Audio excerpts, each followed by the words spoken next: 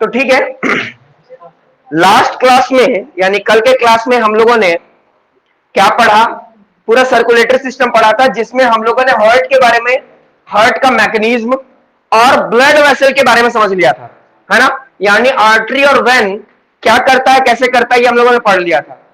आज के क्लास में जो सर्कुलेटरी सिस्टम में जो तीसरा एलिमेंट आता है, जो कि हमारा क्या, ब्लड,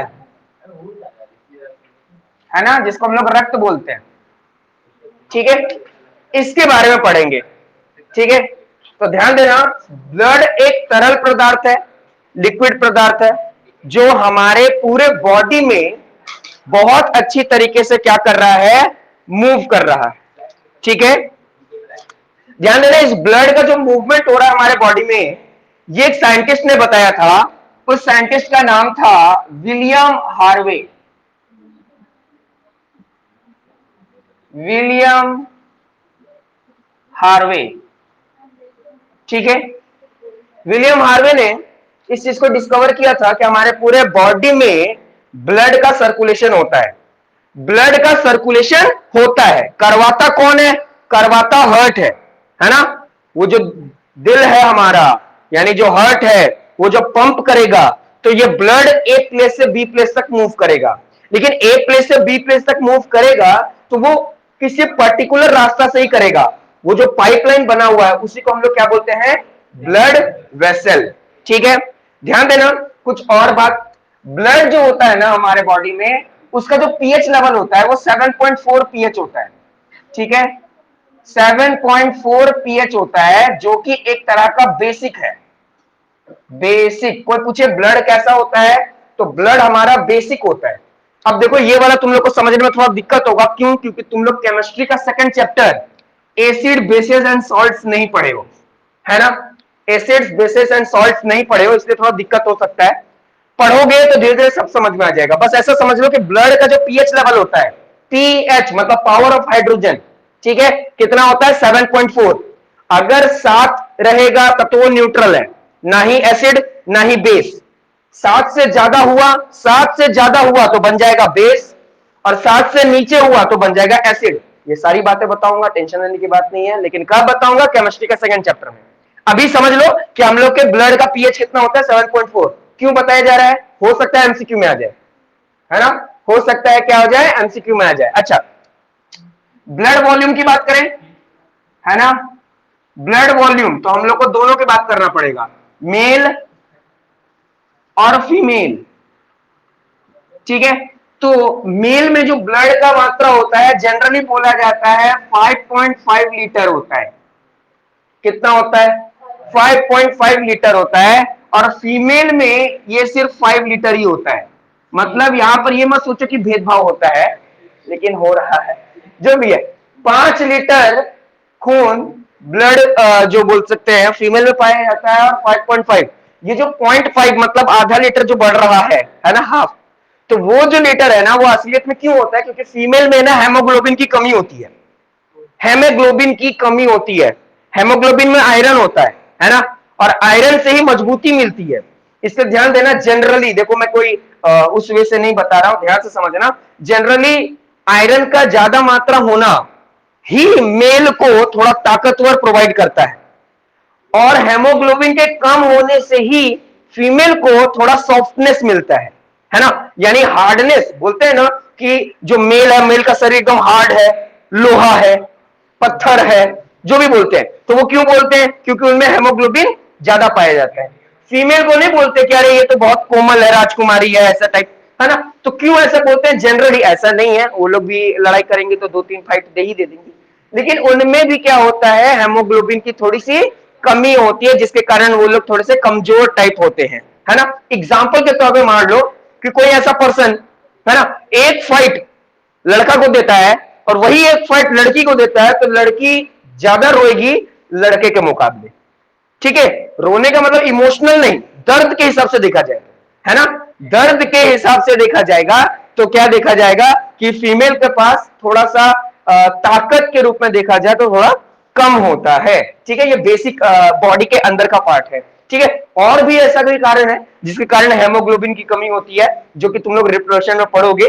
ठीक है, जो मेंस्ट्रुएशन साइकिल होता है या और भी बहुत तरह के प्रक्रिया होते हैं जिनमें ब्लड की क्या होती है, लॉस हो जाती है। ठीक है, तो वो भी हम लोग को पढ़ना है, समझना है। ठीक है, ये बात समझ में आ गया? किसी को डाउट है इसमें? पक्का ना? ब्लड के बारे में अभी हम लोग पढ़ रहे हैं। ठीक है, तो ब्लड में क्या पढ़े हम लोग? ब्लड में यही पढ़े कि ब्लड का जो आविष्कार था, यानी ब्लड सर्कुलेशन है हमारे बॉडी में, वो विलियम हार्वे ने किया। ठीक है, और जो बोल सकते हैं ब्लड का पीएच होता है वो कितना होता है, 7.4 होता है। और अगर ब्लड वॉल्यूम की बात किया जाए मेल और फीमेल में, तो 5.5 होता है लीटर मेल में और 5 लीटर होता है फीमेल में। अच्छा, अगर हम लोग बात करें हेमोग्लोबिन की, ठीक है, अभी जो मैं बता रहा था हेमोग्लोबिन, ठीक है, ये तो हम लोग आरबीसी में पढ़ेंगे। हेमोग्लोबिन, तो हेमोग्लोबिन जो है वो अगर मेल की बात करें और फीमेल की बात करें, तो मेल में 14 ग्राम पर डेसीलीटर पर देखा जाता है ना? 1 डेसीलीटर देखेंगे, डेसीलीटर मतलब जैसे खून निकाला जाता है, तो उसमें कितने हेमोग्लोबिन है? तो जनरली मेल में 14 ग्राम होते हैं और फीमेल में 13 ग्राम पर डेसीलीटर होता है। मतलब एक मापक तरिया है कि डेसीलीटर में हम लोग हमेशा किसको नापते हैं? हेमोग्लोबिन को देखते हैं। अगर तुम्हारे बॉडी में हेमोग्लोबिन की कमी हो गई तो समझ लेना कि तुमको होने लगेगा कमजोरी, है ना? कमजोरी होना उसका बेसिक कारण हमारा हेमोग्लोबिन भी होता है, क्योंकि हेमोग्लोबिन ही है जो कि ऑक्सीजन को ट्रेवल करवा रहा होता है। ठीक है, ऑक्सीजन जो लेकर जाता है वो हेमोग्लोबिन ही लेकर के जाता है। बात समझ में आ रहा है? अच्छा कुछ और बात समझते हैं। बात क्या है कि हम लोग का ब्लड का जो प्रोडक्शन होता है ना, प्रोडक्शन ऑफ ब्लड, प्रोडक्शन यानी मेकिंग ऑफ ब्लड, है ना? ब्लड बनता कहां है? ब्लड बनता है बोन मैरो में। बोन मैरो, देखो जितने भी मांसाहारी जीव होते हैं, या हम लोग अपनी बात करें जनरली, तो देखोगे बहुत सारे लोग हड्डी खाते हैं।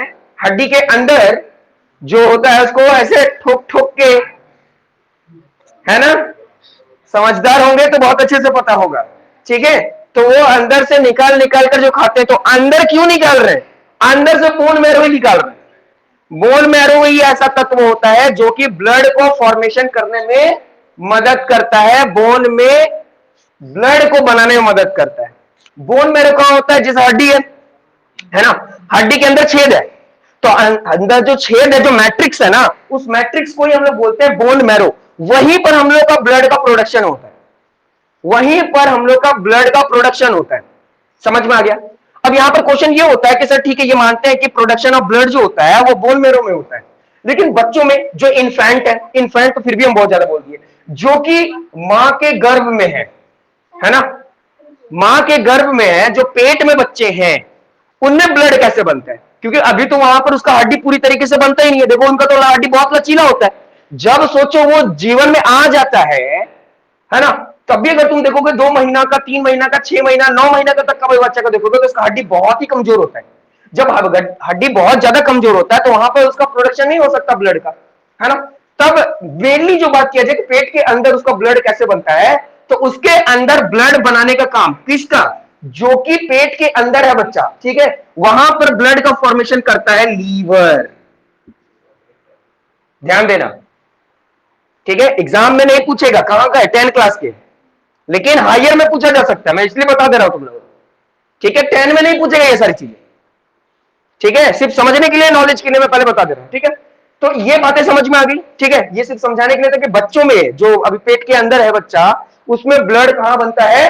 लीवर में। ठीक है, ये अभी मिटा देता हूं, ये लिखने की जरूरत नहीं थी हमको। ठीक है, अब हम लोग बात करते हैं कि जब ब्लड बन गया, ठीक है, ब्लड बना तो ब्लड मरता भी है। ब्लड जब बना तो ब्लड मरता भी है, तो जब ब्लड मरता है तो कहां मरता है ना? या स्टोर होता है तो जनरली कहां स्टोर होता है? ठीक है, तो ब्लड जो होता है हमारा, ब्लड वो मरता है हमारा स्प्लीन में, है ना? एक देखो पार्ट होता है हमारा स्प्लीन, स्प्लीन बोलते हैं हम लोग। अच्छा ध्यान देना, स्प्लीन ना दो तरह का काम करता है ना। ब्लड का बैंक भी कहलाता है वो, ब्लड बैंक। स्प्लीन जो होता है वो ब्लड बैंक ब्लैंक भी कहलाता है और ग्रेवयार्ड भी कहलाता है। ग्रेवयार्ड मतलब कब्रिस्तान, मेनली किसका, आरबीसी का। समझ में आ रहा है? यानी हम लोग जैसे जनरली पढ़ते हैं ना, अभी हम लोग इसके बारे में पढ़ेंगे आगे, अभी और इसके आगे में पढ़ेंगे, बस तुम लोग ऐसे समझ लो कि ब्लड का फॉर्मेशन जो होता है वो स्प्लीन में होता है। सॉरी, फॉर्मेशन तो बोन मैरो में हुआ, स्टोर है ना स्प्लीन में होता है, स्प्लीन में। और बेचारा वही मरता भी है, वही उसका कब्रिस्तान भी बना हुआ है, वही बेचारा धस जाता है, मर जाता है, खत्म हो जाता है। समझ में आया? अब सबसे ज्यादा क्वेश्चन उठता है कि सर बाकी सब तो जानते हैं लेकिन ये नहीं पता कि स्प्लीन कहां होता है। तो ध्यान देना, स्प्लीन होता है यहां, यहां होता है हमारा स्प्लीन। ऊपर में समझ लो कि एक छोटा सा पाउच लाइक स्ट्रक्चर होता है स्प्लीन का, है ना। अगर नहीं समझ में आ रहा है, देखने में थोड़ा सा मैं तो दिखा रहा हूं, थोड़ी ना चीर के दिखाऊंगा, मैं तो बता ही दूंगा ना कि हाँ भाई यहां होता है। अगर आपको फिर भी प्रैक्टिकली देखना है तो नेट बाबा के पास जाना और पूछना स्प्लीन कहां होता है ना। तो थोड़ा सा स्प्लीन देख लोगे तो पता चल जाएगा, या तो आज मैं ग्रुप में डाल दूंगा स्प्लीन को, समझ में आया, ताकि सभी लोग देख सके कि स्प्लीन कहां होता है। बस ये समझ लेना स्प्लीन हमारा कहां होता है, इतना समझ लेना, लीवर के पास होता है ना, लीवर के पीछे, लीवर के पास होता है। एक बोल सकते हैं पाउच लाइक स्ट्रक्चर होता है ना। वहीं पर ब्लड का, ब्लड बैंक, ब्लड बैंक का मतलब समझ लो वहां पे भर भर की मात्रा में क्या है, ब्लड है। भर भर की मात्रा में मतलब जो ब्लड वहां पर आकर स्टोर होता है और फिर वहां से हार्ट के मदद से क्या किया जाता है, उसको निकलवा निकलवा कर पूरे बॉडी पार्ट पे क्या करवाया जाता है, सर्कुलेट करवाया जाता है। और वो ग्रेवयार्ड भी है, क्यों, क्योंकि ग्रेवयार्ड इसलिए है क्योंकि वहीं पर उसको दफनाया भी जाता है, यानी खत्म हो जाता है पूरी तरीके से। बात समझ में आ रहा है? इतना बात किसी को डाउट है ब्लड के बारे में? नहीं, किसी को डाउट है? हाँ बोलो। हाँ, वेस्ट अभी बताया ना, ये जो स्प्लीन है, स्प्लीन क्या करता है, इस पूरे ब्लड को पूरी तरीके से डिस्ट्रॉय करके खत्म कर देता है और उसका आयंस वाटर मॉलिक्यूल से, यूरिया से या अलग अलग पार्टिकल से वो बाहर निकलवा देता है, आयंस निकाल देता है। देखो बहुत सारा, हर का एक जीवन काल होता है, लाइफ स्पैन, अभी हम बता रहे हैं, बस थोड़ा सा इंतजार करो। लाइफ स्पैन है सबका, ये बात समझ में आ गया? मिटा दो, किसी को कोई डाउट है? चलिए ठीक है, जिसको लिखना है जल्दी से लिख लीजिए।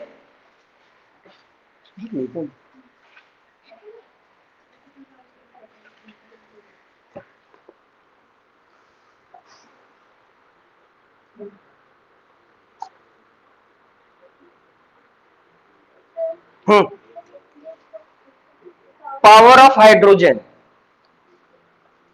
ये सब एग्जाम में नहीं पूछेगा, ठीक है, बस नॉलेज के लिए।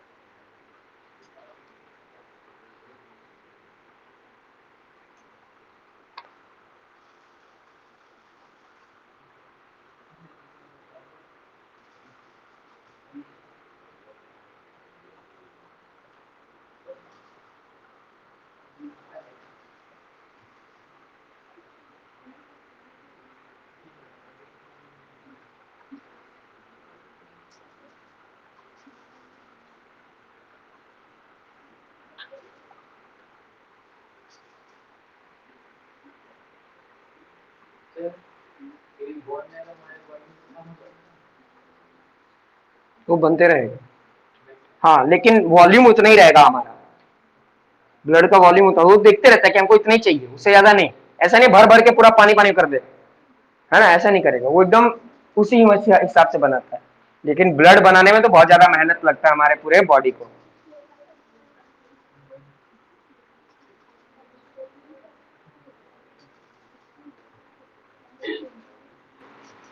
हाँ बोलो।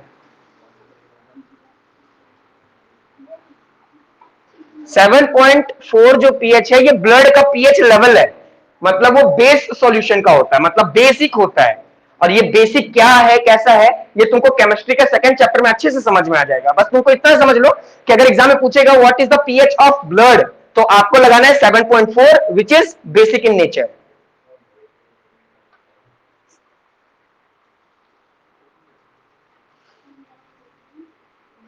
हो गया, आगे बताऊं? चलिए, तो अब थोड़ा आगे देखते हैं। हाँ, कुछ पूछना है तो पूछो। नहीं, मिटा दो ना। स्प्लीन नहीं, ये हमारे बॉडी में हमेशा मेंटेन होते रहते हैं, है ना। देखो एक बात याद रखना, हमारे बॉडी में, पूरे बॉडी में सिर्फ दांत को छोड़ करके सब फिर से रिकवर होते रहते हैं, दांत को छोड़ करके।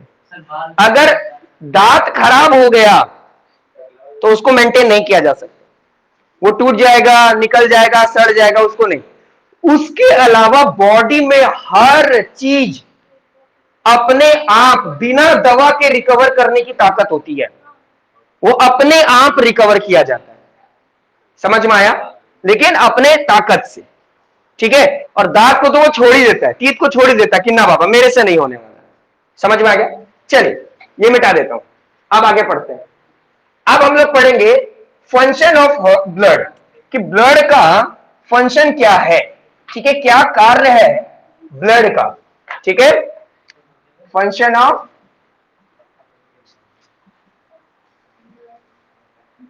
ब्लड, तो ध्यान देना जो सबसे पहला फंक्शन है ब्लड का, वो है मेंटेनिंग टेम्परेचर। क्या है?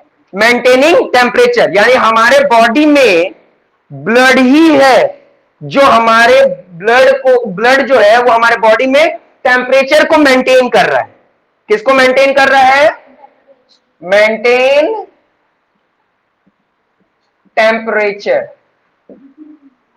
समझ में आ रहा है। हमारे बॉडी में ये जो गर्मी की मात्रा और ठंडी की मात्रा हो रही है ना, इसको मेंटेन करना, जैसे मान लो गर्मी बहुत ज्यादा हो रहा है, हम लोग को तो 37 डिग्री सेल्सियस में रहना है। एक नॉर्मल बॉडी टेम्परेचर हम लोग जानते हैं कितना होता है, 37 डिग्री सेल्सियस, ठीक है, इतना होता है हमारा बॉडी, है ना। इससे नीचे जाएगा तब भी प्रॉब्लम, इससे ऊपर जाएगा तब भी प्रॉब्लम। अब देखो, अगर इससे नीचे चला गया, 37 से नीचे चला गया, यानी बॉडी ठंडा होने लगा है, और ठंडा होने लगा है वो होने नहीं देगा। तो हमारा बॉडी क्या करता है, यानी हमारा ब्लड क्या करता है, जहां जहां पार्ट ठंडा पड़ रहा है वहां पर फ्रिक्शन पैदा करेगा। क्या पैदा करेगा?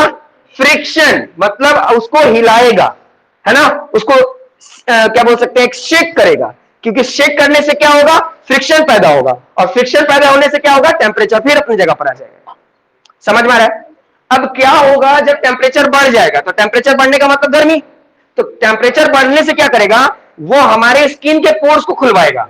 कौन? ब्लड है तरल पदार्थ, लेकिन इंफॉर्मेशन ब्रेन तक पहुंचा रहा है कि देखो गर्मी बढ़ रहा है, तो ब्रेन इंपल्स भेजता है कि ठीक है, जितने भी स्किन में जो छेद है ना उसको खोल दो। खोलोगे तो क्या होगा कि अंदर का जो वेस्ट या बोल सकते हैं एक्सेस जो वाटर है वो निकाल देंगे हम। जैसे ही वाटर बाहर निकलेगा, जैसे बाहर आएगा, जिसको हम लोग स्वेट बोलते हैं, और बाहर का हवा जब उसको छुएगा तो लगेगा ठंडा, और जब लगेगा ठंडा तो ये जो टेम्परेचर बढ़ा था वो आ जाएगा फिर अपनी जगह पर। यानी हमारे बॉडी में मेंटेन करने का काम भी ये करता है। समझ में आ रहा है? कौन कर रहा है? ब्लड। बात समझ में आ रहा है? अच्छा, ट्रांसपोर्टेशन का काम तो तुम लोग जानते ही हो, है ना, ट्रांसपोर्टेशन, ठीक है, बहुत चीज का ट्रांसपोर्टेशन करता है ये, है ना, बहुत चीज का ट्रांसपोर्टेशन करता है। क्या? ऑक्सीजन का लेना और कार्बन डाइऑक्साइड का छोड़ना, मतलब लेकर जाना कहां तक? अल्वोइली तक। मोनोक्साइड लिख दिए, बात समझ में आ रहा है? समझ में आ रहा है ना? अच्छा, ये ट्रांसपोर्टेशन जो होता है ना, ये ट्रांसपोर्टेशन फूड मॉलिक्यूल का भी करता है। फूड मॉलिक्यूल्स मतलब सिर्फ गैस नहीं, सिर्फ गैस को ही नहीं ट्रांसपोर्ट करवा रहा है, फूड मॉलिक्यूल्स। फूड भी याद करो, क्या हुआ था, विली के द्वारा खाना कहां गया था, ब्लड में। अब ब्लड ही वो खाना को कहां लेकर जा रहा है, पूरे रेस्ट ऑफ द ऑर्गन तक। और ऑर्गन क्या कर रहा है, ऑक्सीजन भी ले रहा है ब्लड से, खाना भी ले रहा है, और दोनों को मदद से तोड़ रहा है। तोड़ने के बाद जो गंदगी यानी कार्बन डाइऑक्साइड निकल रहा है, वही कार्बन डाइऑक्साइड स्वाहा कहां पर, ब्लड में। और फिर वो ब्लड उसको ले आ जा रहा है कहां पर, हार्ट के द्वारा, वो एल्वोइली, और एल्वोइली से उसको बाहर करवा दे रहा है। पूरा प्रोसेस में बताया हूं, समझ में आ रहा है? अच्छा, ये ट्रांसपोर्टेशन सिर्फ इसी चीज का नहीं करता, साथ ही साथ ट्रांसपोर्टेशन जो करता है वो वेस्ट मटेरियल का भी करता है। वेस्ट मटेरियल मतलब जो सबसे खतरनाक बोल सकते हैं, यूरिया हमारे बॉडी में, नाइट्रोजीनियस वेस्ट है ना, यूरिया बोलो, नाइट्रोजीनियस वेस्ट बोलो, जो हमारे बॉडी में अनवांटेड वेस्ट बनते हैं, क्योंकि फूड बन रहा है, प्रोडक्शन हो रहा है। हम जानते हैं कि किचन में कितना भी अच्छा बन जाए, किचन गंदा होके रहेगा। ये तो चैलेंज है कि मम्मी खाना बना दे और किचन गंदा ना हो, ऐसा तो हो ही नहीं सकता। समझ में रहा है? इनफेक्ट तुम खाना निकालते भी हो तब भी घर गंदा करते हो, किचन गंदा कर देते हो, क्योंकि गिरा दोगे इधर उधर, है ना। तो यहां पर वही बात है कि जहां खाना बन रहा है तो वहां गंदगी भी तो निकलेगी। तो ये गंदगी का ट्रांसपोर्टेशन भी कौन कर रहा है, ब्लड ही कर रहा है। बात समझ में आ रहा है? बात समझ में आया? अच्छा, एक और चीज, हमारे बॉडी में जो हार्मोन का सिक्रीशन हो रहा है, हार्मोन, हार्मोन क्या होता है, ये भी एक तरह का बोल सकते हैं कि बहुत ही इंपॉर्टेंट तत्व होता है, केमिकल सब्सटेंस होता है जो हमारे बॉडी में, यानी स्पेशली कुछ ब्लड में ये क्या हो जाता है, मिक्स हो जाता है ना। एक नॉर्मल भाषा से बोलूं तो ग्रोथ हार्मोन होता है हमारे पास, ग्रोथ हार्मोन, जो कहां से निकलता है, पिट्यूटरी ग्लैंड से निकलता है। आप बोलोगे सर इसके बारे में हमको और थोड़ा सा पढ़ना है, डीपली पढ़ना है, तो सर क्या बताएंगे, सर बोलेंगे थोड़ा सा इंतजार करो, कंट्रोल एंड कोऑर्डिनेशन में पूरा बता दूंगा, है ना। कंट्रोल एंड कोऑर्डिनेशन में पूरा हार्मोनी भर भर के पूरा दिमाग के बारे में पढ़ना है, कंट्रोल एंड कोऑर्डिनेशन, बायोलॉजी का सेकंड चैप्टर क्लास 10। टेंशन मत लो, बस तुम लोग ऐसा समझो कि ब्लड का फंक्शन में ये भी है कि हार्मोन सिक्रेशन जो होता है, जो ग्लैंड करवा रहे होते हैं, वो भी ब्लड में आता है, और ब्लड ही इस हार्मोन को, यानी अगर आप बढ़े तो बढ़ा क्या, पूरा अंदर का बॉडी पार्ट, पूरा बॉडी ऑर्गन, तो बॉडी ऑर्गन जो बोल सकते हैं कि जो दवा है वो कौन निकाला, पिट्यूटरी ग्लैंड। पिट्यूटरी ग्लैंड क्या किया, वो निकाला और किसको दे दिया, ब्लड को। अब ब्लड जहां जहां ऑर्गन के पास गया, वो ऑर्गन क्या हो गया, बढ़ गया, जिसके कारण हमारा क्या हो गया, ग्रोथ हो गया। समझ में आया? या इनफैक्ट और भी बात बोलो, एक और भी फंक्शन हो जाएगा कि अगर जब हम लोग दवा नहीं खा पाते, अगर हम लोग कोई दवा नहीं खा पाते या न्यूट्रिएंट्स नहीं ले पाते, तो सुई के द्वारा, इंजेक्शन के द्वारा भी जो हम लोग को न्यूट्रिएंट्स मिलता है, वो किसके द्वारा मिलता है, ब्लड के। तो ये सारे ब्लड के फंक्शन हो गए। समझ में आ रहा है? ये सारे ब्लड के क्या हो गए, function.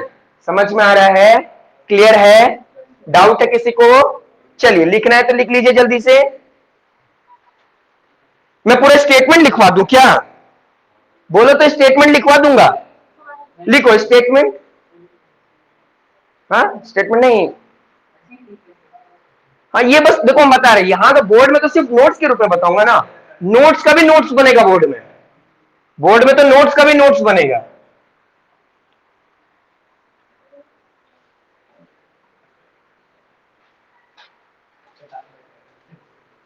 Hormone dissolve in blood, या फिर ब्लड मिक्स नहीं, हार्मोन को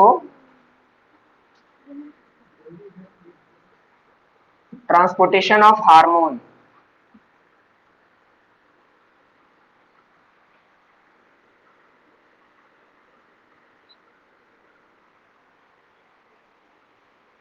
हार्मोन एक तरह का केमिकल सब्सटेंस है हमारे बॉडी में, ठीक है। आपको डर लगा, डर क्यों लगा, एड्रेनल ग्लैंड मतलब एड्रेनलिन रिलीज हुआ, ठीक है।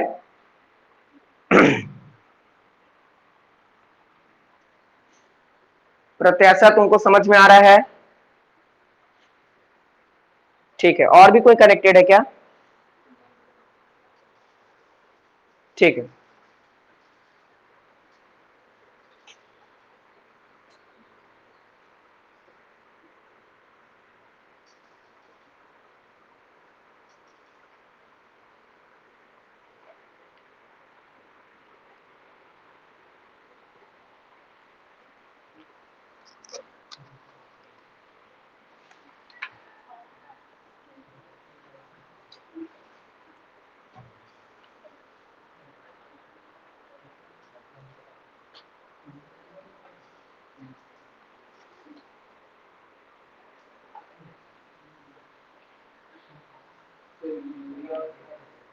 यूरिया वेस्ट मटेरियल है हमारे बॉडी के अंदर, नाइट्रोजीनियस वेस्ट। इसमें यूरिक भी आ जाता है। यूरिया का एक ऐसा एग्जांपल देते हैं, यूरिया अगर हमारे पैर में जमना शुरू हो गया तो समझो उसको हो गया गठिया का रोग, जिसको हम लोग अर्थराइटिस बोलते हैं। अर्थराइटिस मतलब देखना, जो बूढ़े लोग में जनरली होता है, घुटने में हो जाता है पेन, इतना भयानक दर्द होता है कि वो इंसान चल नहीं पाता, तो उस बीमारी को बोलते हैं अर्थराइटिस। और वो अर्थराइटिस होता है यूरिया के कारण। हमारे बॉडी में जैसे ही ब्रेन समझ गया कि यूरिया है, उसको निकालो, इसको निकालना बहुत जरूरी है। तो ये इस यूरिया को यूरिक एसिड के द्वारा यूरिन से बाहर निकाला जाता है।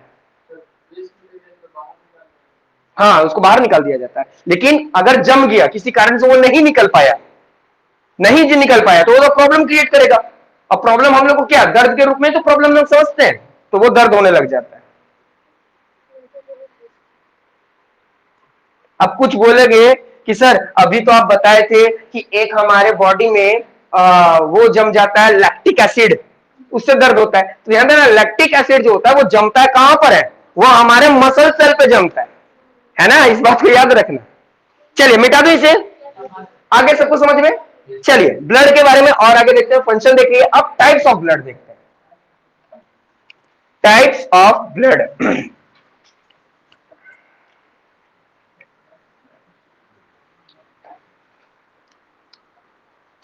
तो ब्लड दो तरह के होते हैं, ध्यान देना।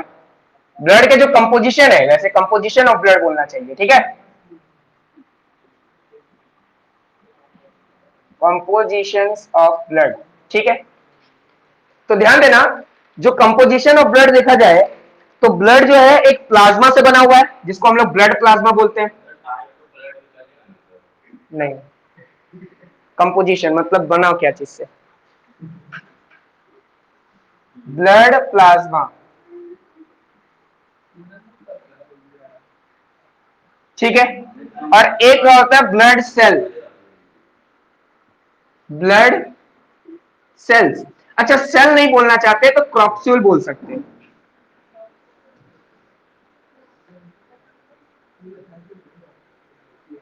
है ना, क्रॉप्स्यूल्स। ये सेल के जगह पर बोला जा सकता है, सिर्फ सेल के जगह पर बोला जा सकता है, ध्यान देना, मेरे को यहां लिखना चाहिए था।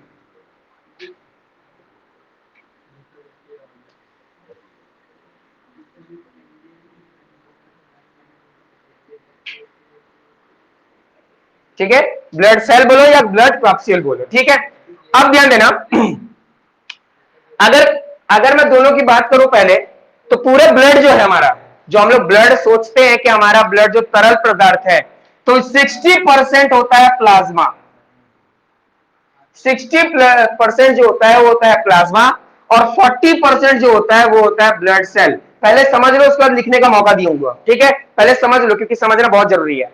तो ध्यान देना, पूरे ब्लड में अगर ब्लड का कंपोजिशन पूछा जाए, कंपोजिशन मतलब ब्लड मिलकर के बना क्या चीज है, तो ब्लड बना हुआ है ब्लड प्लाज्मा और ब्लड सेल से। दोनों में से देखो, इसकी मात्रा है 60% और इसकी मात्रा है 40%। अब बात समझने वाला क्या है, बात समझने ये वाला है कि ब्लड को हम लोग क्लास 9 में ही जानते थे कि ब्लड एक एग्जांपल है किसका, कोलाइडल सॉल्यूशन का। किसका, कोलाइडल सॉल्यूशन। अगर नहीं समझ में आ रहा है तो एक नॉर्मल भाषा से फिर से बता देता हूं, क्योंकि डीपली हम लोग क्लास 9 में पढ़े हैं। कोलाइडल सॉल्यूशन मतलब ऐसा सॉल्यूशन जिसको सूती कपड़ा, कॉटन क्लॉथ से अगर हम छानने की कोशिश करें तो बहुत सारा पदार्थ बाहर निकल जाएगा और कुछ पदार्थ ऊपर ही रह जाएगा, है ना। तो अगर इस तरीके से होता है जनरली, तो वैसे सॉल्यूशन को हम लोग कोलाइडल सॉल्यूशन बोलते हैं। जैसे हम लोग बोल सकते हैं कि दूध के साथ होता है मिल्क, मिल्क एक कोलाइडल सॉल्यूशन है। तो मिल्क को जब छानते हैं बहुत बारीकी कपड़ा से, तो देखना उसके जो क्रीम होते हैं, है ना, वो ऊपर ही रह जाते हैं, और ब्लड सॉरी दूध का जो वाटर मॉलिक्यूल्स होता है वो बाहर निकल जाता है। सिमिलरली ब्लड के साथ भी ऐसा ही होता है, ब्लड का प्लाज्मा बाहर की ओर निकल जाता है और जो सेल है वो ऊपर ही आ जाता है। अब सेल तो बहुत छोटा है, तो जनरल कपड़ा से उसको नहीं किया जाता, उसके लिए हम लोग एक मशीन यूज करते हैं जिसको पता लगाते हैं, जिसका वो भी हम लोग पढ़े थे सेपरेशन ऑफ मिक्सचर में, जिसका नाम था सेंट्रीफ्यूगेशन, याद करो, है ना। सेंट्रीफ्यूगेशन से हम लोग पूरा पता करते हैं। असलियत में ये दोनों तो पूरी तरीके से मिक्स रहता है, पूरी तरीके से मिक्स रहता है, लेकिन एक सेंट्रीफ्यूग मशीन होता है, क्लास 9 में पढ़े थे सेपरेशन ऑफ मिक्सचर में, एक टेक्निक है हमारे पास, सेंट्रीफ्यूगेशन प्रोसेस होता है ना। और मशीन का क्या नाम होता है, सेंट्रीफ्यूग। नॉर्मल भाषा समझ लो कि घर में जैसे मिक्सर ग्राइंडर होता है ना, मिक्सर ग्राइंडर क्या होता है, बहुत तेजी से घूमता है, एकदम वैसे सेंट्रीफ्यूग मशीन होता है। तो हम लोग क्या करते हैं, ब्लड जिसके अंदर सेल भी है और प्लाज्मा भी है, दोनों है ना, तो उसको क्या करते हैं, ऐसा टेस्ट ट्यूब लेते हैं, ब्लड को डाल दिए, डालने के बाद उस सेंट्रीफ्यूग मशीन में रख दिए और सेंट्रीफ्यूग मशीन को ऑन कर दिए, तो वो 1 मिनट में 1000 बार घूमता है। 1 मिनट में वो सेंट्रीफ्यूग मशीन जो है 1 मिनट में 1000 बार घूमता है। अब बोलोगे सर मेरे घर में जो मिक्सर ग्राइंडर है वो तो 1 मिनट में ज्यादा से ज्यादा भी देखा जाए तो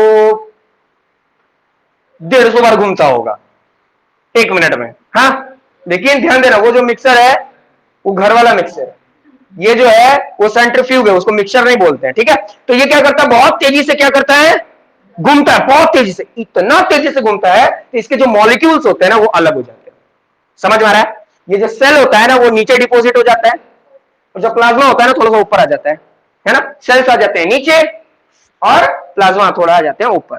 समझ में आया, इस तरीके से वो क्या हो जाता है, सेपरेट हो जाता है और हम लोग पता लगाते हैं।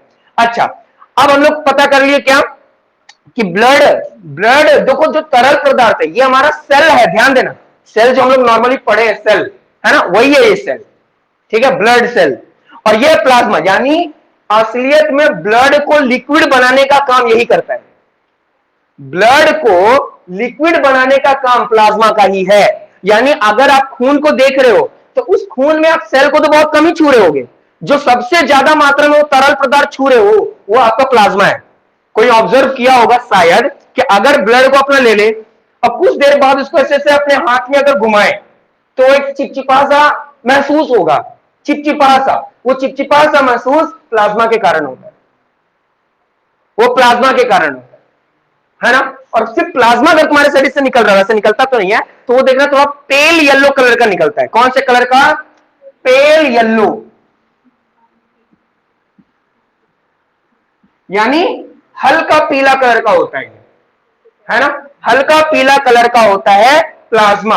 अच्छा एक और बात, अगर इस प्लाज्मा, ये प्लाज्मा थोड़ा सा ना थिक होता है ना, अगर इसको हम लोग थीन कर दें, अगर इसको हम लोग थीन कर दे तो बन जाता है सीरम, थीन कर देंगे, अगर प्लाज्मा को थीन कर दें, प्लाज्मा को थीन कर दें, पतला कर दें, है ना, तो उसके अंदर से क्या निकाल कर, उसके अंदर के कुछ प्रोटीन्स होते हैं, है ना, इसके अंदर जो कुछ प्रोटीन्स होते हैं, है ना, फ्रम्ब्रोसाइट्स बोलते हैं, तो उसको अगर निकाल देंगे तो बन जाएगा सीरम।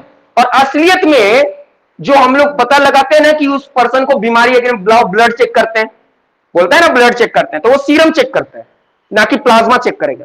प्लाज्मा तो बहुत ठीक होता है ना, पता लगाना मुश्किल हो जाएगा, है ना। तो ये जो सीरम होता है ना वो और मतलब डल येलो होता है, डल, है ना, ये जो होता है वो डल येलो होता है, मतलब एकदम हल्का पीला, हल्का पीला। समझ में आ रहा है, यानी अगर आपका खून का जांच होता है तो खून की जांच में सबसे पहले सेंट्रीफ्यूग मशीन से क्या किया जाता है, जो पूरा ब्लड है, ब्लड में प्लाज्मा और सेल दोनों मिक्स है, सेंट्रीफ्यूग से क्या किया, दोनों को अलग कर दिया, अलग करके इसको अलग चेक करेगा, इसको अलग चेक करेगा, लेकिन प्लाज्मा को डायरेक्टली चेक नहीं कर सकता। प्लाज्मा से क्या करता है, कुछ प्रोटीन्स को बाहर निकाल दिया जाता है जिससे वो क्या बन जाता है, सीरम, है ना, क्या कर दिया जाता है, प्लाज्मा को थिन कर दिया जाता है। ये प्लाज्मा क्या है, थिक है, मोटा है, इसमें बहुत सारे मटेरियल मिले हुए हैं, प्रोटीन मिले हुए हैं, ठीक है, आयरन मिले हुए हैं, बताए थे ना आयरन, है ना, तो ये सब मिले हुए हैं, वैसे आयरन उधर भी होता है। तो जब इसको सीरम बन जाता है तो सीरम में ही हम लोग चेक करते हैं कि इसको कौन सी बीमारी या क्या है इसमें प्रॉब्लम, है ना, सीरम को से पता लगाते हैं। क्लियर है, या तो हम लोग सेल से पता लगाते हैं। ये सारी बातें नहीं पूछी जाएगी, सिर्फ नॉलेज। समझ में आ गया, चलिए आगे बढ़ते हैं। हाँ हम तो जरूर पूछेंगे, हम मेहनत किए। अब हम लोग बात करेंगे सेल के बारे में। तो 3 तरह के सेल होते हैं हमारे बॉडी के अंदर, ठीक है। एक होता है आरबीसी, आरबीसी एस लगा देता हूं, ठीक है, और एक होता है डब्ल्यूबीसी एस, ठीक है, और एक होता है प्लेटलेट्स। समझ में आ गया। पहले तो बात करते हैं कि ये सारे के सारे सेल हैं, फुल फॉर्म क्या होगा सब जानते हो, रेड ब्लड सेल या क्रॉप्स्यूल, ठीक है, व्हाइट ब्लड सेल या फिर क्रॉप्स्यूल, टेक्निकल क्रॉप्स्यूल, जनरल सेल। समझ में आया। और तीसरा क्या है, प्लेटलेट। अच्छा, ये तो हो गया जनरल भाषा। टेक्निकल भाषा क्या है? टेक्निकल भाषा इसको बोलते हैं अर्थ्रोसाइट्स। अर्थ्रोसाइट्स, ठीक है, इसको बोलते हैं अर्थ्रोसाइट्स, ठीक है। डब्ल्यूबीसी को जो है, ध्यान देना, डब्ल्यूबीसी को बोलते हैं ल्यूकोसाइट्स। ल्यूकोसाइट्स, समझ में आ गया? और जो प्लेटलेट है उसको बोलते हैं थ्रोम्बोसाइट्स।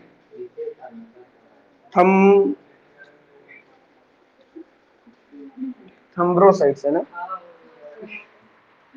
हाँ, थ्रो आर है, ओ है।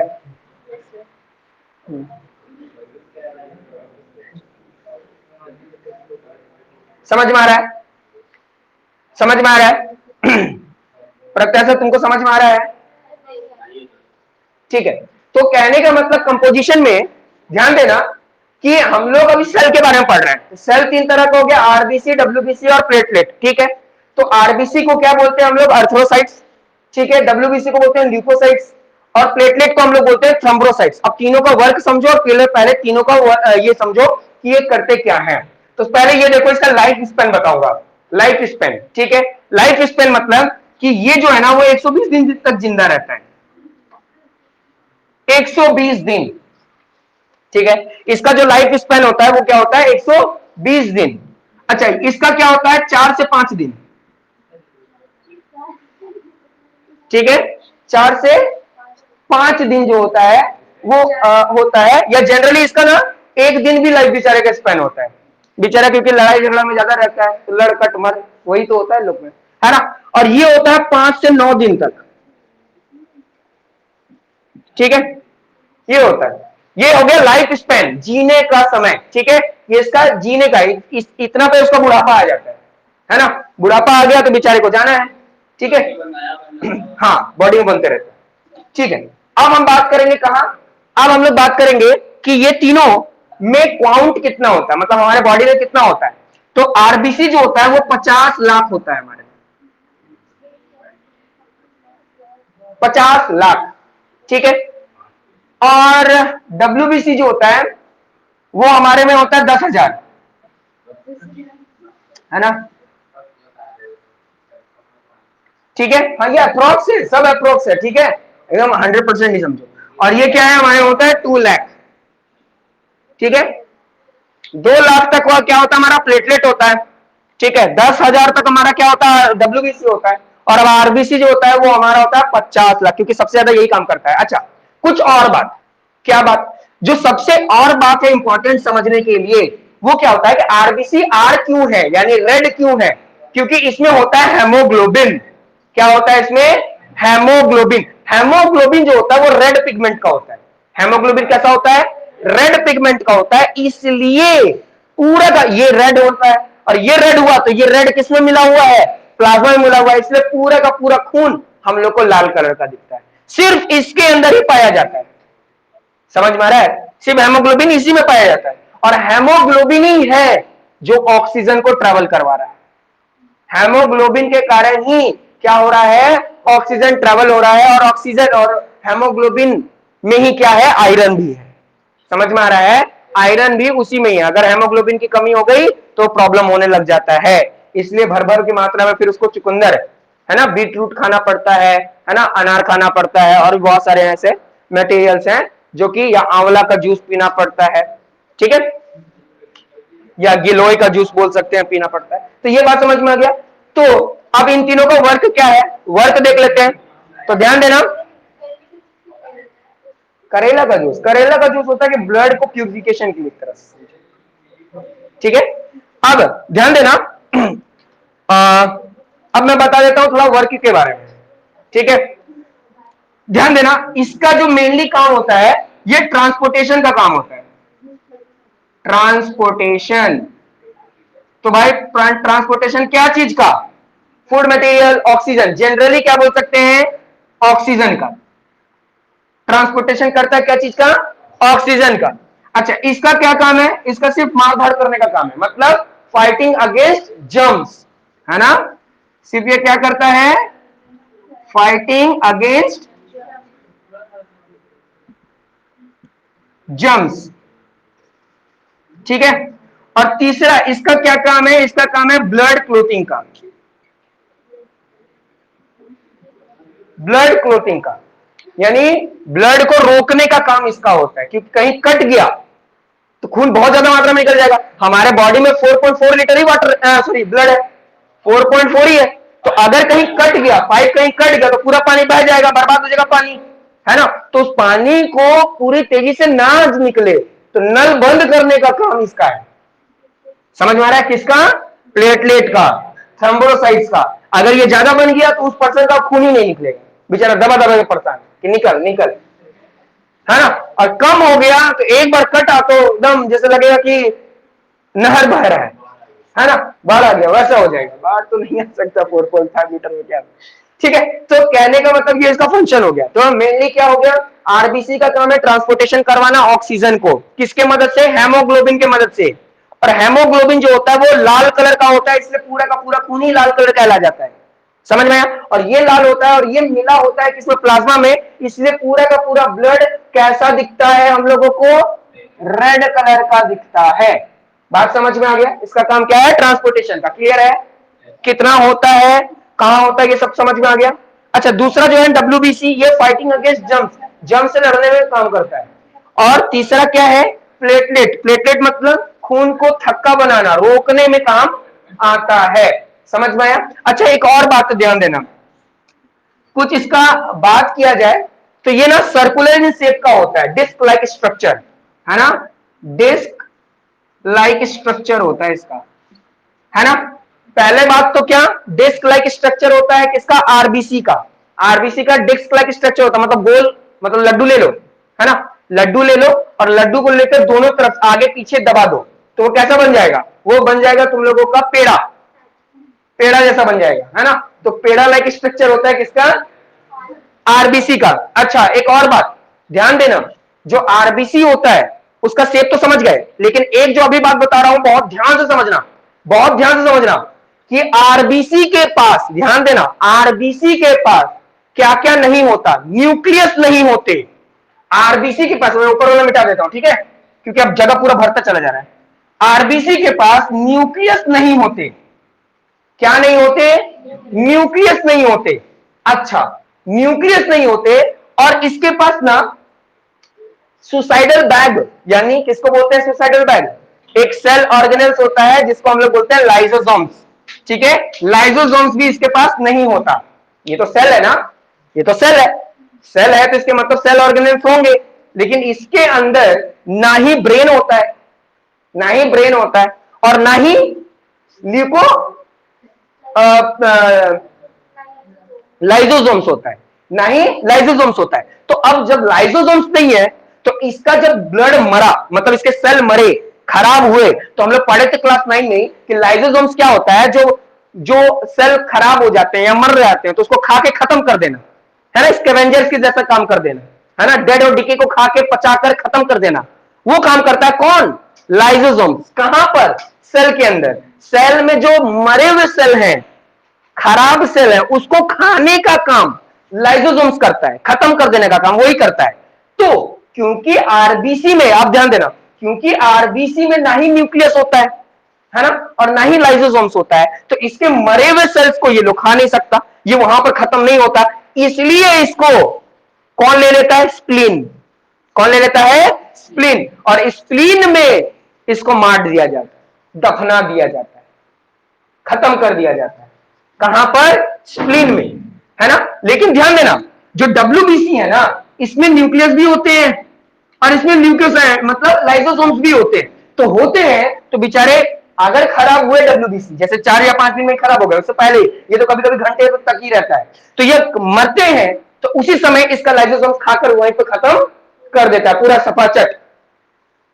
समझ में आ रहा है? सिमिलरली अगर देखा जाए तो प्लेटलेट के साथ भी ऐसा होता है, प्लेटलेट के साथ भी ऐसा होता है, खत्म हुआ तो उसको लाइसोसोम्स खाकर खत्म कर देता है, ठीक है। अगर हम बात करें स्ट्रक्चर की, तो इसका स्ट्रक्चर जो है ना वो डिफाइंड नहीं है ना, डिफाइंड नहीं है। ये आप, क्योंकि इनको पता है कि हम लोग को किस तरीके से अपने आप को मेंटेन करना है, ठीक है, इसलिए इनका जो स्ट्रक्चर होता है इनडिफाइंड होता है ना, या अनडिफाइंड होता है।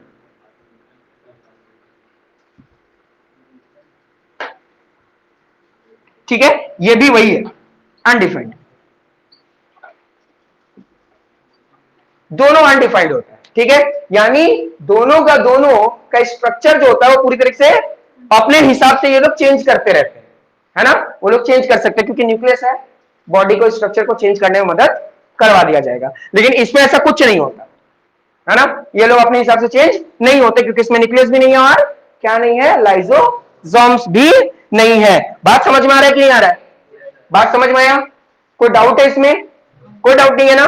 तो कहने का मतलब क्या है कि ये जो है ना, इसको मारने वाला, खत्म करने वाला कोई नहीं है, इसलिए इसलिए बोला जाता है कि इसके ये कहां जाकर खत्म होता है, स्प्लीन में जाकर, इसलिए इसको इसका का ग्रेवयार्ड भी बोलते हैं। लेकिन ये लोग जो है इन दोनों को खाकर खत्म करने वाले लोग भी होते हैं।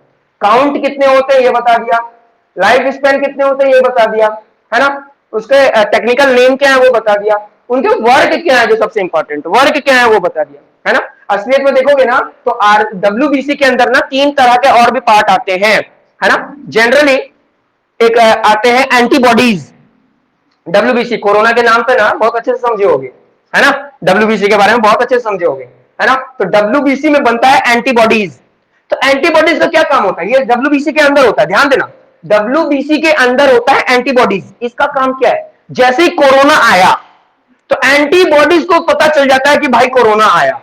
अब वो तुरंत क्या चल जाता है, WBC में एक और पार्ट होता है जिसको हम लोग बोलते हैं टी सेल। नाम ये भी सुने होंगे, टी सेल। टी सेल असलियत में हम लोग बोलते हैं ना कि WBC में जम्स को मारना जब मारा जाता है, तो WBC नहीं, WBC के अंदर एक होता है टी सेल, वही असली में मार डालता है, वही मार डालता है, वही असली में सोल्जर है, वही असली में सोल्जर है, वही दुश्मन को खत्म कर देता है। कौन? T cell. और जब टी सेल उसको मार डालता है तो उसके अंदर एक आता है मोनोसाइट्स, है ना, मोनोसाइट्स। उसको बोलता है कि देख मैं उसको मार डाला हूं, वो रहा उसका लाश, जाके खा के खत्म कर दे। ठीक है, यानी मोनोसाइट्स में क्या होते हैं, लिको बोलते हैं लाइजोसोम्स। बात समझ में आ रहा है? यानी इसके अंदर जो बेसिक तो 5 होते हैं, लेकिन जनरली समझो 3 लोग होते हैं। किसके अंदर? WBC के अंदर। तो हम लोग जनरली सिर्फ WBC को बोलते हैं कि ये जम्स से फाइट करता है ना, लेकिन असलियत में इसके अंदर 3 जो है, कौन? एंटीबॉडीज। एंटीबॉडीज का काम है सिर्फ पता लगाओ, क्या पता लगाओ, जम्स आया है। अब वो पता लगा लिया और जाकर इंफॉर्मेशन किसको दे दिया, टी सेल को दे दिया। टी सेल है सोल्जर, या बोल सकते हैं बाउंसर। बोला कहां है बताओ, तो गया उसके पास, जाकर मारा, या तो मार डाला या तो खुद मर गया। अगर खुद मर गया तो उस पर्सन को हो गया कोरोना, खुद मर गया क्योंकि लड़ ही नहीं पाया, तो गुंडा जीत गया। और ये जाकर मार डाला, अगर ये जाकर मार डाला तो फिर उस पर्सन का जीत हो गया। और जब मर गया तो भाई लाश को ठिकाना लगाना है ना, तो उसका जो तीसरा है मोनोसाइट्स, इसके अंदर ही आते हैं। ठीक है, मोनोसाइट्स वो क्या करते हैं, खाकर खत्म कर देते हैं। बात समझ में आ रहा है? तीसरा जो हम बताए थ्रोम्बोसाइट्स, जो प्लेटलेट है, उसका काम सिंपल सा ये है कि जहां भी कटा फटा चटा जहां से खून निकल रहा है उसके ऊपर प्रोटीन का लेयर बिछा करके, जिसको फेब्रोजिन बोलते हैं हम लोग, प्रोटीन होता है फेब्रोजिन, वो लेयर बिछा दो। तो वो ना कैसे बिछाते हैं, देखो मैं बताता हूं, एक नॉर्मल भाषा समझाता हूं। देखो ध्यान देना कि ये जैसे सपोज दैट कि मेरा हाथ है, कोई हंसेगा नहीं, ठीक है, ऐसा हाथ है, ठीक है, और यहां पर किसी को ऐसा कट गया, ठीक है, यहां ऐसा कट गया, कट गया तो ऐसे ऐसे कट गया, है ना, और अंदर से क्या हो रहा है, खून निकल रहा है, तो खून निकाल देते हैं।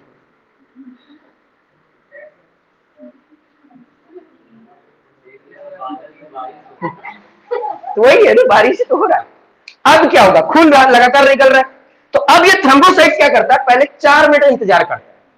4 मिनट के अंदर अंदर, क्योंकि इसको तो सिलाई का काम कर रहा है ना, तो अपना सुई धागा और जो भी मटेरियल उसको इकट्ठा करने में मदद करता है। यानी जब ब्रेन इसको बताता है, यानी इंफॉर्मेशन इसको वहां तक पहुंचता है कि अरे वहां कटा है, तू अपना काम करो, सब कर, तो वो तो ठीक है, रुक जाओ, अपना सामान तो लेके जाए, तो अपना पूरा सामान इकट्ठा करता है ये, यानी अपने सेल, सारे सेल को तैयार करता है ना, यानी एक जाल बिछाता है ये। और वो जाल किस चीज का होता है, फेब्रोजिन का, मतलब एक प्रोटीन का लेयर, वो क्या करता है, सबसे पहले देखो ये काम क्या करेगा, अब क्या करेगा, जो धागा एक तरह से बोल सकते हैं, धागा कहने का मतलब क्या हुआ, धागा कहने का मतलब वो जो प्रोटीन है ना, तो प्रोटीन को ऐसे करके बिछाएगा, इधर बिछाएगा, इधर बिछाएगा, इधर बिछाएगा, इधर बिछाएगा, ऐसे बिछा दिया। लेकिन अभी भी देख रहा है कि खून निकल रहा है ना, फिर बोलता अच्छा काम नहीं बन रहा है तो चलो इधर से बजाते हैं, इधर से बिछाया, फिर देखा कि अभी भी खून निकल रहा है। देखो अब क्या हुआ, पहले ज्यादा खुला एरिया था, अब देखो धीरे धीरे थोड़ा छोटा हो गया खुला एरिया, है ना, फिर देखा कि अभी भी खून निकल रहा है, तो फिर कहता है ठीक है एक लेयर और मार देते हैं हम, एक लेयर और मारता है, फिर देखा अभी भी निकल रहा है तो फिर दूसरा लेयर इधर से, फिर देखा अभी भी निकल रहा है थोड़ा थोड़ा तो और करता है, ऐसे करते करते पूरा इसको ढक देता है, पूरा क्या कर देता है, ढक देता है। जैसे ढक देता है खून निकलना हो जाता है बंद। अब खून तो निकलना हो जाता है बंद, लेकिन ये जो है ना ये एयर के कांटेक्ट में आ जाता है, ये जो है ना ये जो प्रोटीन है ये एयर के कांटेक्ट में आ जाता है और होने लग जाता है काला।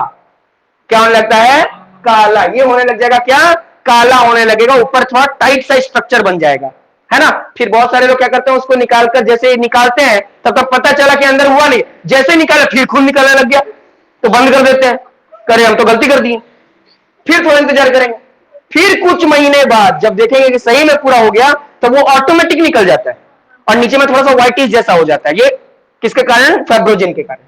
बात समझ में आ रहा है, समझ में आ रहा है ना, तो किस तरीके से ये प्लेटलेट काम करता है समझ में आ गया। अब कहीं बहुत ज्यादा कट गया तो टाइम लगेगा, कहीं थोड़ा सा कटा है तो जल्दी सिलाई हो जाएगा, जहां ज्यादा फटा हुआ है तो वहां सिलाई होने में थोड़ा ज्यादा टाइम लग जाता है। क्या जलता है तो खून निकल रहा है, अगर खून निकला तो वहां पर लेयर बिछाने का काम नहीं करता, बस कि खून नहीं निकलने दे, बस उसका यही काम है, ब्लड की क्लोथिंग ही कहलाती है उसको। बस बात समझ में आ रहा है कि नहीं आ रहा है, बात समझ में आ गया। तो इस तरीके से फाइनली ब्लड का पूरा टाइप्स और फंक्शन पूरा कंप्लीट हो गया और फाइनली हम लोग बोल सकते हैं कि ट्रांसपोर्टेशन या सर्कुलेटरी सिस्टम जो है हम लोग समझ लिए। अब नेक्स्ट क्लास में जो लास्ट हमारा फंक्शन होगा या टॉपिक होगा जो कि क्या है, एक्सक्रीटरी सिस्टम, है ना, यानी अब खाना को, जो वेस्ट खाना है उसको बाहर निकालने की जो कोशिश करेंगे, है ना, कि वो जो वेस्ट मटेरियल है हमारे बॉडी से कैसे बाहर निकलता है उसके बारे में कल के क्लास से पढ़ना शुरू करेंगे। यहां तक सबको समझ में आ गया, किसी को डाउट है, देखो किसी को डाउट है तो पूछ लो। हाँ बोलो। हाँ लाइफ स्पैन उसका क्या है, हाँ जनरली तो उसमें आरबीसी सब मिक्स है तो उसको एक कंडीशन में रखा जाता है, तो जनरली क्योंकि ऐसा कंडीशन में रख दिया जाता है कि वो लंबे समय तक रह सके, है ना, तो वो 1 महीना 2 महीना आराम से 4 महीना तक रह जाता है। वो खून, वो तो डिपेंड करता है कि आप कैसा खाना खाते हो, कब खाते हो, कितना खाते हो, ये डिपेंड करता है। सिंपल सी बात है, कम खाना खाते हो बॉडी में ज्यादा खून नहीं बनेगा तो सिंपल सी बात है हम लोग को प्रॉब्लम होगा। इसलिए ध्यान देना, अभी कोई भी बच्चा बीमार पड़ रहा है ना तो डॉक्टर तुरंत बोल रहे हैं भर पेट खाओ, भर पेट पानी पियो, बस वही 2 बात बोल रहे हैं। क्यों, क्योंकि हम लोग भरपेट खाना खाएंगे, भरपेट पानी पिएंगे तो हम लोग का डब्ल्यूबीसी आरबीसी प्लेटलेट बना रहेगा और सबसे इंपॉर्टेंट डब्ल्यूबीसी बना रहेगा, और डब्ल्यूबीसी बना रहेगा तो बहुत अच्छे से लड़ाई होगा। और इसको पसंद है क्या, इसको पसंद है विटामिन सी, इसको पसंद है विटामिन सी। इसलिए ध्यान देना, डॉक्टर अभी क्या कर रहे हैं, विटामिन सी का गोली देना पसंद कर रहे हैं। अगर आपको विटामिन सी का गोली नहीं लेना तो संतरा खाना शुरू करो, थोड़ा खट्टा वाला जो चीज है, जो फ्रूट में खट्टा चीज आता है, एकदम खट्टा मतलब इमली मत चाटने लग जाओ, है ना, जैसे मौसम्बी हो गया, संतरा हो गया, है ना, जो खट्टा हुआ उसको खाना शुरू करो तो डब्ल्यूबीसी तंदुरुस्त रहेगा। और नहीं तो खाना तो है ही, प्रोटीन विटामिन जितने भी न्यूट्रिएंट्स हैं। तो फाइनली ये वाला जो टॉपिक था हम लोग का ब्लड कंप्लीट हो गया, और ब्लड कंप्लीट होने के साथ साथ हमारा क्या कंप्लीट हो गया, हमारा पूरा सर्कुलेटरी सिस्टम कंप्लीट हो गया, है ना, यानी हम लोग ट्रांसपोर्टेशन वाला जो NCERRTGM था तो उसमें जो टी था वो पढ़ लिए। नेक्स्ट क्लास में हम लोग ई पढ़ेंगे, ई फॉर एक्सक्रीशन या बोल सकते हैं एक्सक्रीटरी सिस्टम के बारे में। क्लियर है, ठीक है, फिर आज का क्लास इतना ही है। एंड कर दो, एंड करो।